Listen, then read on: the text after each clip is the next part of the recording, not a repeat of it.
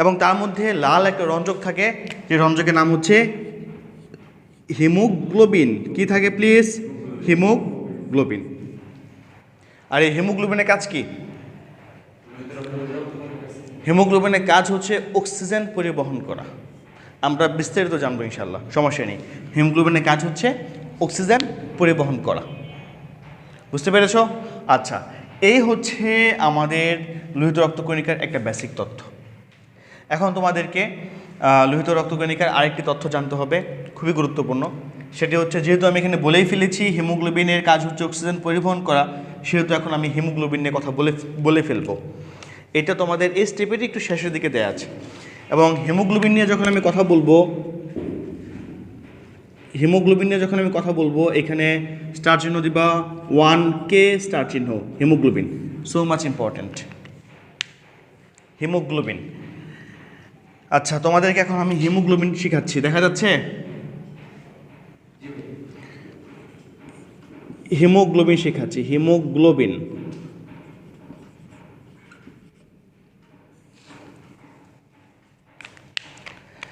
Haemoglobin সম্পর্কে এখন আমি তোমাদেরকে তথ্য দিচ্ছি, মনোযোগ দিও। হিম শব্দের মানে হচ্ছে, হিম মানে ঠান্ডা না রে, ফেরাস, লোহা, ফেরাস। লোহার রং কি কে বলতে পারো? অক্সিজেনের সংস্পর্শে বা পানির সংস্পর্শে লোহা কোন ধরনের রং ধারণ করে? এই মরিচার রং কি রে? লোহাটা যখন মরিচা হয়, মরিচার রংটা কেমন হয়? লালচে। হিমোগ্লোবিনের কালার কেমন? লাল। এই জন্য লোহাটা প্রয়োজন। বুঝতে পেরেছ? ফেরিসটা প্রয়োজন। হিমু এই শব্দটাকে ভাঙলে একটা অংশ পাওয়া যায় হিম, আর একটা হচ্ছে গ্লোবিন। গ্লোবিন শব্দের শেষে দেখো বিন আছে, বিন মানে হচ্ছে প্রোটিন। কিভাবে হয় জানো এটা? এটা তৈরি হয় মূলত,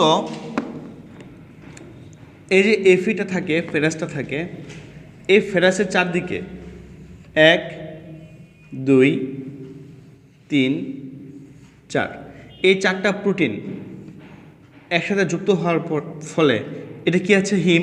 প্রোটিন আছে কয়টা? 4টা। নাম হচ্ছে হিম। প্রোটিনগুলোর নাম হচ্ছে গ্লোবিন। টোটালটার নাম কি হচ্ছে? হিমোগ্লোবিন। এটাকে সহজভাবে যদি তোমাদেরকে আমি বুঝাই, তাহলে ব্যাপারটা হচ্ছে এরকম অনেকটা। হিমোগ্লোবিন হচ্ছে একটা বাসের মতো, যা পকেট হচ্ছে 4টা। পকেট কয়টা? 4টা। 2 পকেট, 3 পকেট, এই 4 পকেট। যার পকেট হচ্ছে 4টা। তাহলে 4টা পকেট হচ্ছে 4টা গ্লোবিন প্রোটিন। 4টা পকেট হচ্ছে 4টা গ্লোবিন প্রোটিন। আর এই নিচের অংশটা হচ্ছে ফেরাস বা হিম। পকেট যেহেতু 4টা, সেহেতু এই 4টা পকেটের মধ্যে 4টা অক্সিজেন বসে। 4টা অক্সিজেন বসে। নাম হচ্ছে, যখন অক্সিজেন বসবে হিমোগ্লোবিনের সাথে, তখন টোটাল এই সাবস্টেন্সটার নাম হয়ে যাবে অক্সি হিমোগ্লোবিন। কি নাম হবে? Oxy haemoglobin. সুতরাং এইচবি মানে হচ্ছে হিমোগ্লোবিন। হিমোগ্লোবিনের সাথে অক্সিজেন কয়টা আছে? HbO4। এই সংখ্যাটার নাম কি তাহলে? Oxy haemoglobin. আমরা সেকেন্ড পার্টের 4 নম্বর অধ্যায় যখন পড়ব, শ্বসন ও শ্বাসক্রিয়া, তখন এটা নিয়ে আমরা বিস্তারিত আলোচনা করবো ইনশাল্লাহ। পঞ্চম অধ্যায়, তখন আমরা এটা নিয়ে বিস্তারিত আলোচনা করবো ইনশাল্লাহ। ঠিক আছে? তো এখন আমরা, এই হচ্ছে হিমোগ্লোবিনের টোটাল ব্যাপার। তাহলে একটা হিমোগ্লোবিন কয়টা অক্সিজেনকে বহন করে? 4টা অক্সিজেনকে বহন করে। সুতরাং যদি তুমি হিমোগ্লোবিনকে ভেঙে ফেলো, কি পাবা? আচ্ছা, অক্সিজেনটা যুক্ত হয় কিভাবে যুক্ত হয়, এটা একটু জানতে হবে তোমাদেরকে। এই হিমোগ্লোবিনের সাথে অক্সিজেনগুলো অস্থায়ী বন্ধন তৈরি করে। যেমন আমি যদি হিমোগ্লোবিনকে বাসের সাথে তুলনা করি, এই বাসের সিট আছে 4টা। যাত্রী যখন বাসের মধ্যে বসে, তো যাত্রী কি বাসের সাথে স্থায়ী বন্ধন তৈরি করে নাকি অস্থায়ী বন্ধন তৈরি করে? যেখানে প্রয়োজন সেখানে নেমে যায়, আর যেখান থেকে প্রয়োজন সেখানে নিয়ে যায়। ঠিক তেমনিভাবে হিমোগ্লোবিনের মধ্যে যে 4টা পকেট আছে, এই 4টা পকেটের মধ্যে অক্সিজেন অস্থায়ীভাবে আবদ্ধ হয়। যেখানে প্রয়োজন অক্সিজেনটা বের হয়ে চলে যাবে, আর যেখান থেকে প্রয়োজন অক্সিজেনটা এসে এখানে যুক্ত হবে। তাহলে যদি আমরা হিমোগ্লোবিনকে ভেঙে ফেলি, ধরে নিলাম আমাদের হিমোগ্লোবিনের মধ্যে অক্সিজেনটা নাই,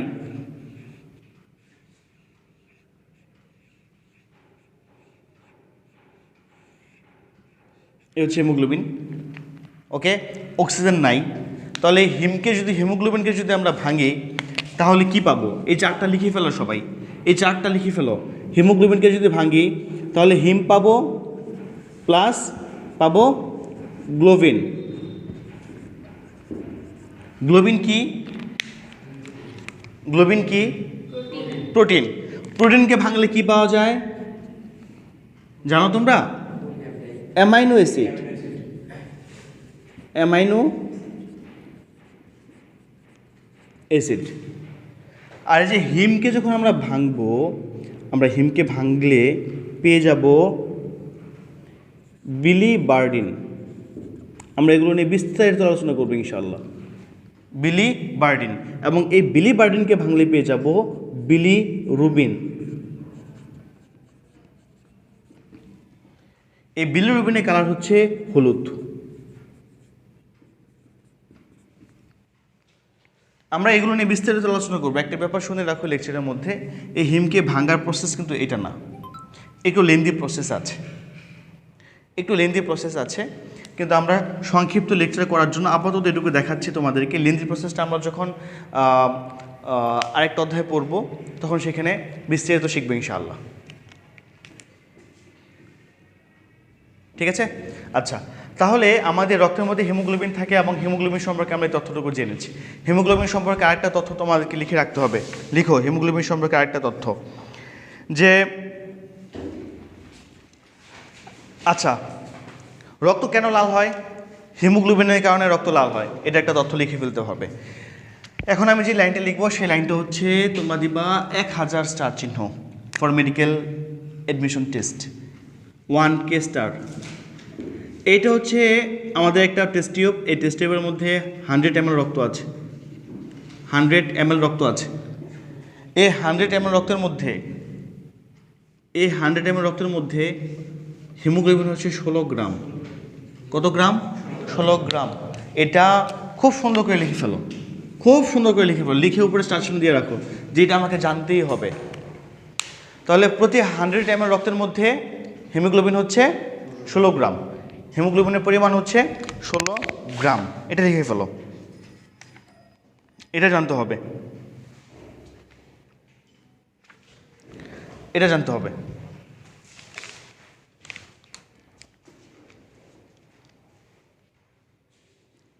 ষোলো গ্রাম। চলে আসো পরের অংশটুকু।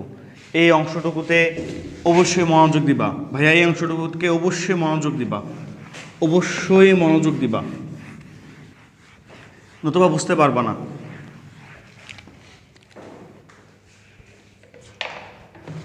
এই অংশটুকুতে অবশ্যই মনোযোগ দিবা, নতুবা বুঝতে পারবা না। অবশ্যই মনোযোগ দিবা।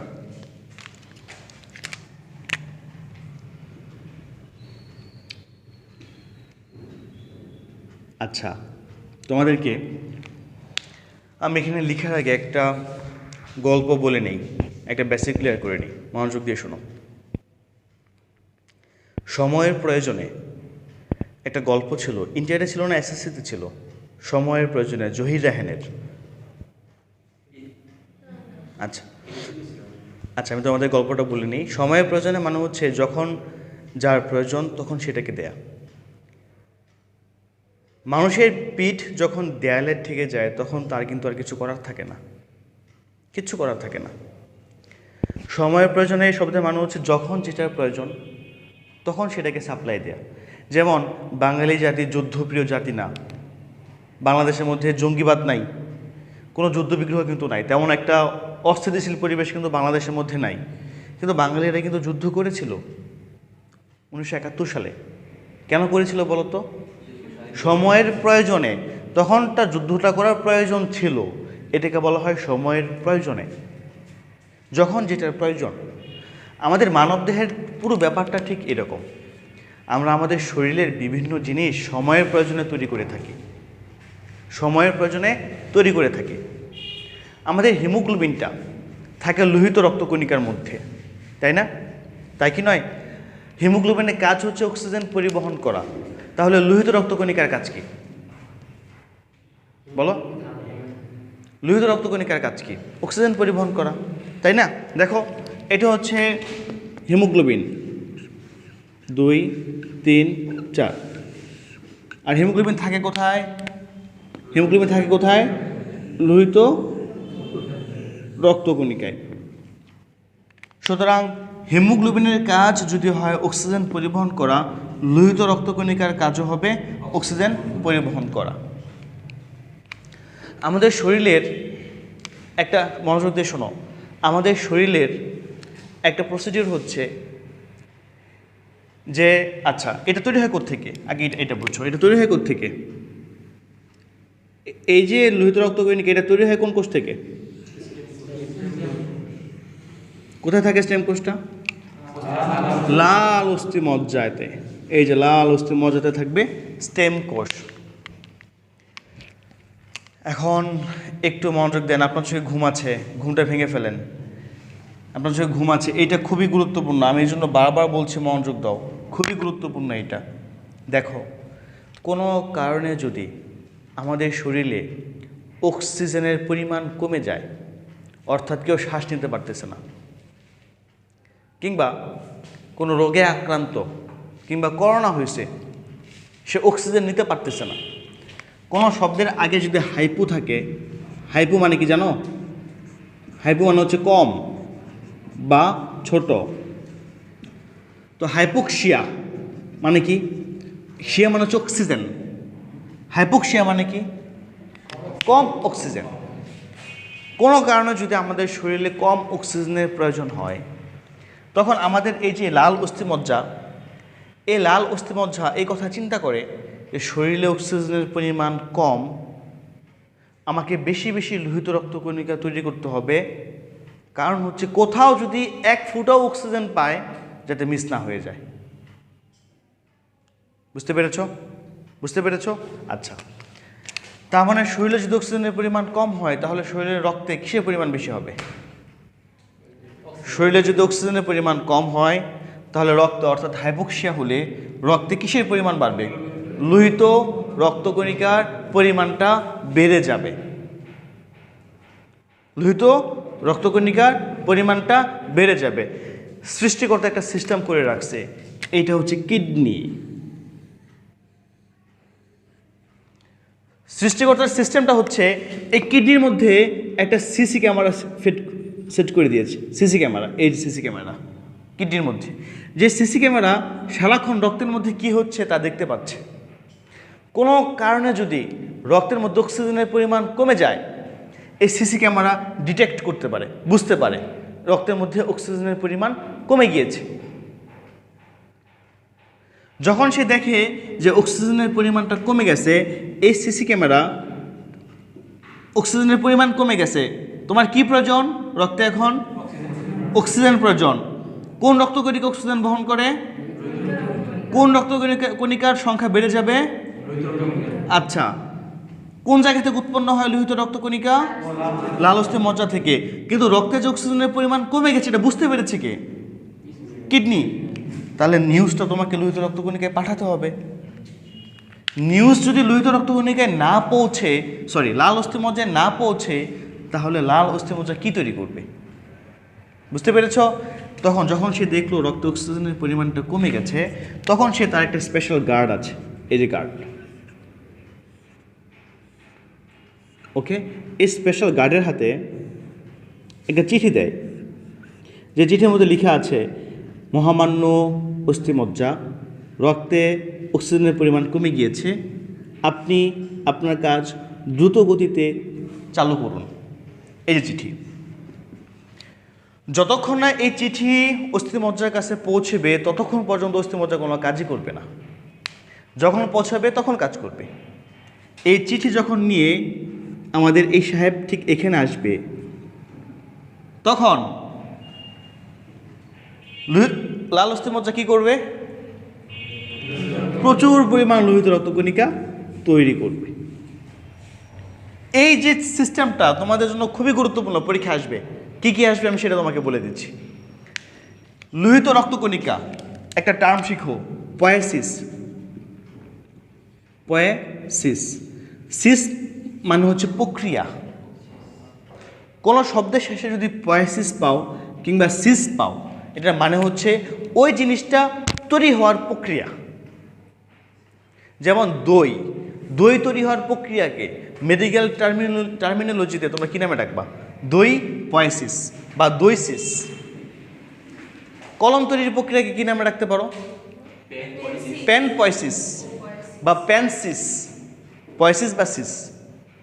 তাহলে লোহিত রক্তকণিকা তৈরির প্রক্রিয়ার নাম কি হবে? Yes, absolutely right answer. Erythro মানে কি? লাল কোষ। প্রক্রিয়ার নাম হচ্ছে এরিথ্রোপয়েসিস।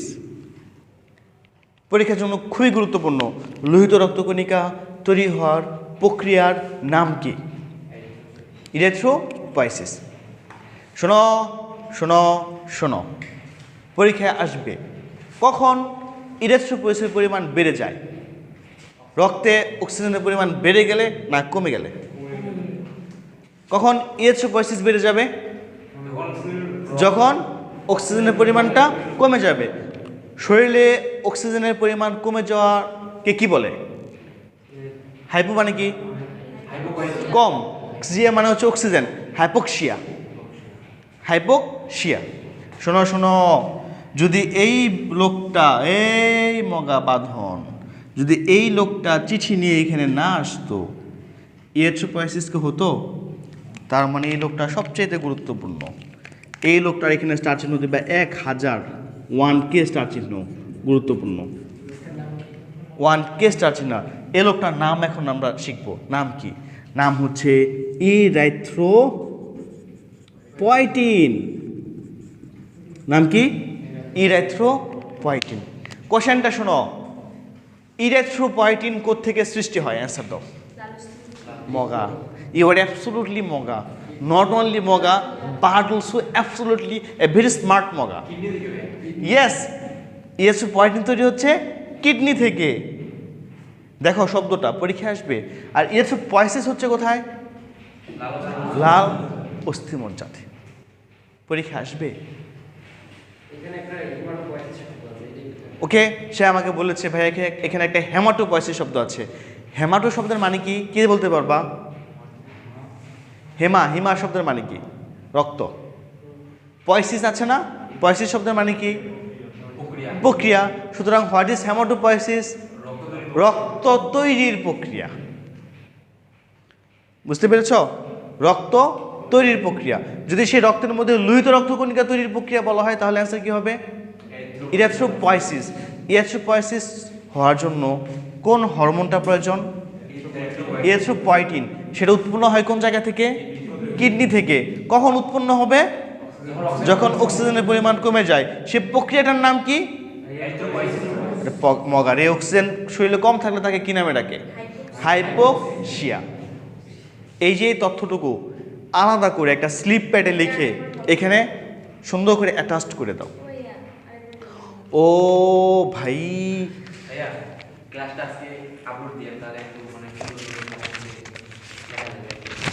কেন তুই এখন লিখ?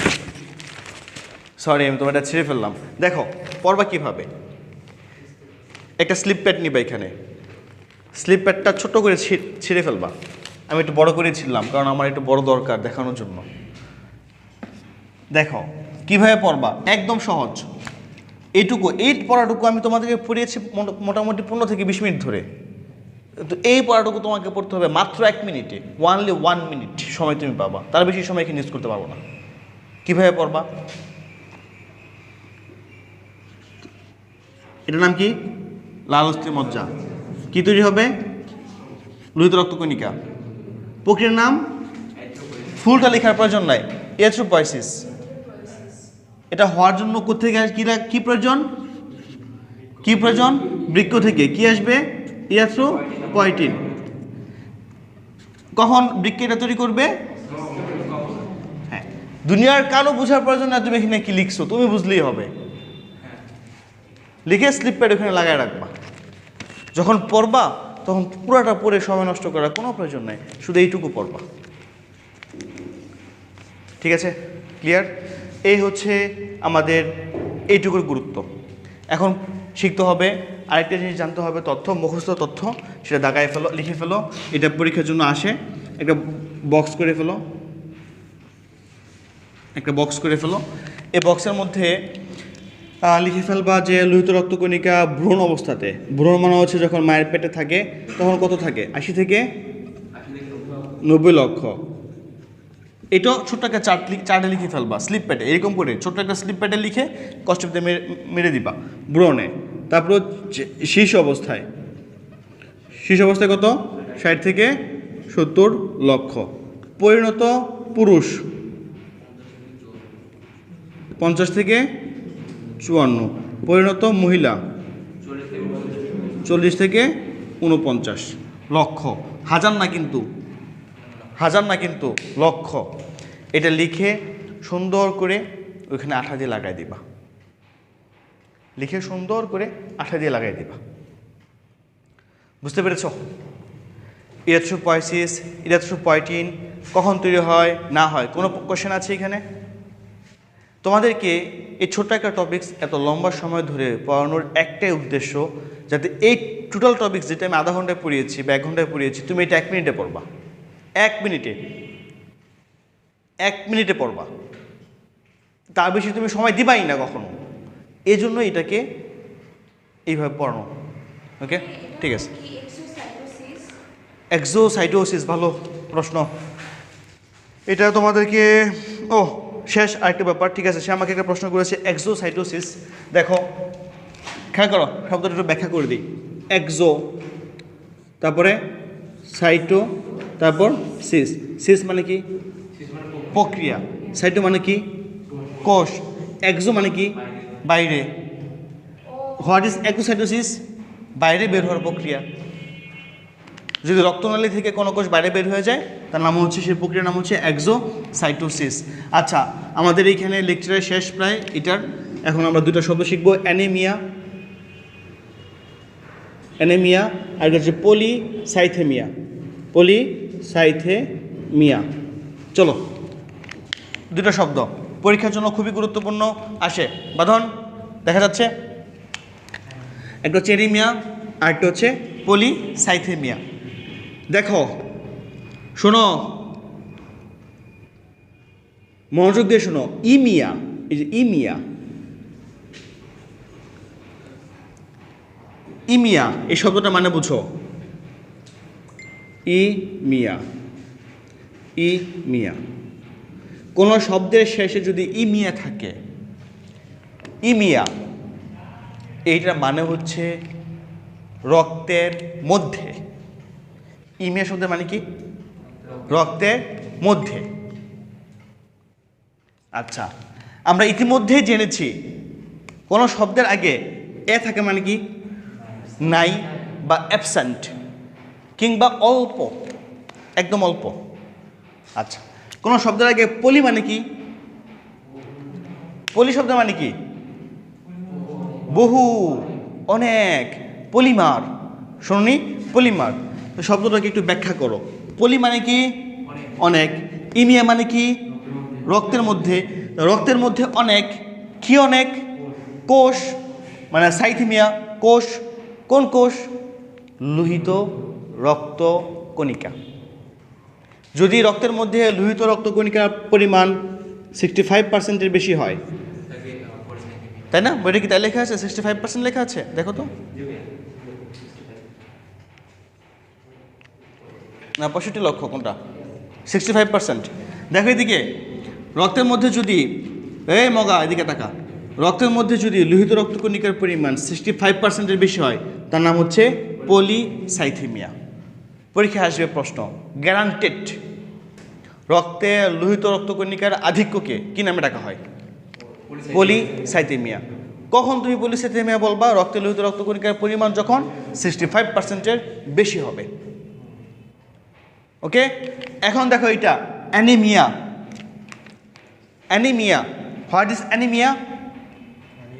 ওকে, হোয়াট ইজ মিয়া? মিয়া মিন্স রক্তের মধ্যে, এ মিন্স কম অথবা নাই অথবা অ্যাবসেন্ট, একই শব্দ। সুতরাং অ্যানিমিয়া মানে কি? রক্তের মধ্যে কম আছে। কি কম আছে? লোহিত রক্তকণিকা।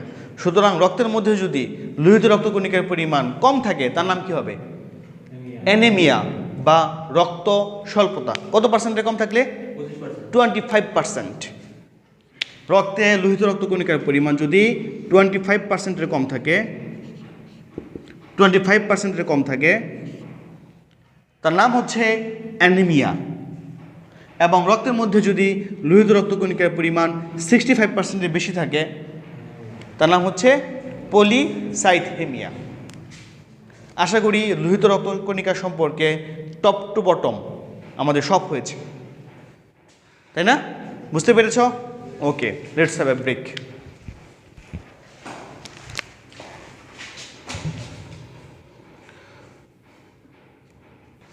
হ্যাঁ, আরেকটা তথ্য তোমাদেরকে জানতেই হবে, সেটা হচ্ছে লোহিত রক্তকণিকার আয়ুষ্কাল 120 দিন বা 4 মাস।